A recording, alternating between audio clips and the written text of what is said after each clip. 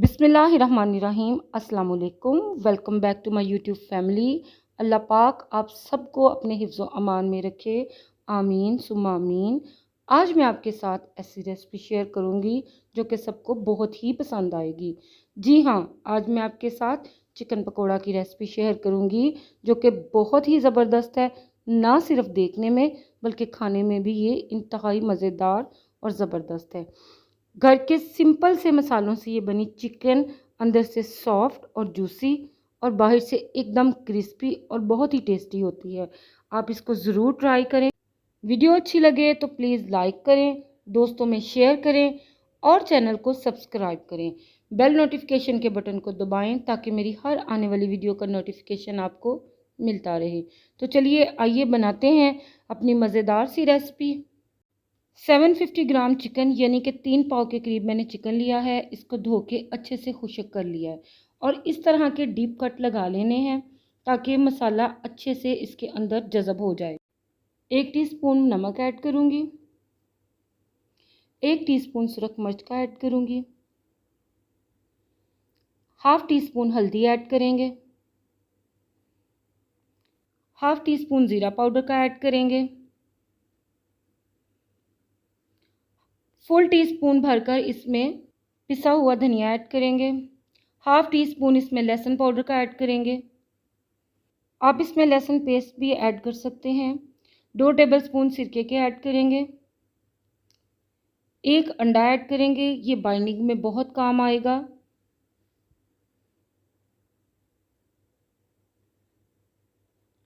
दो टेबलस्पून भरकर इसमें कॉर्नफ्लोर के ऐड करेंगे। कॉर्नफ्लोर चिकन को क्रिस्पी बनाएगा। 2 टेबलस्पून भरकर इसमें मैं बेसन के ऐड करूंगी।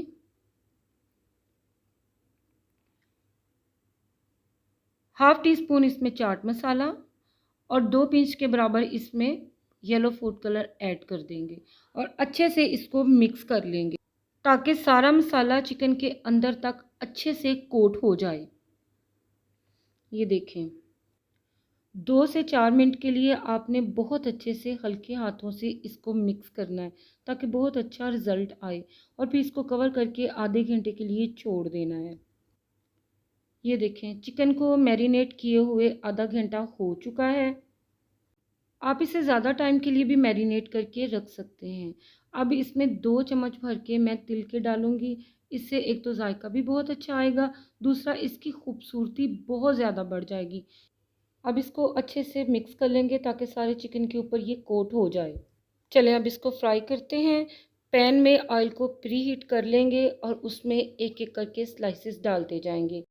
फ्लेम को मीडियम हाई ही रखना है और 1 से 2 मिनट के लिए चिकन को टच नहीं करना जब तक कि इसकी कोटिंग स्टेबल नहीं हो जाती। 2 से 3 मिनट के बाद इसकी फ्लेम मीडियम लो कर देनी है और मीडियम लो फ्लेम पे ही इसको अब फ्राई करना है क्योंकि चिकन हमारी कच्ची है, लिहाजा ये मीडियम लो फ्लेम पे ही अब ये कुक होगी।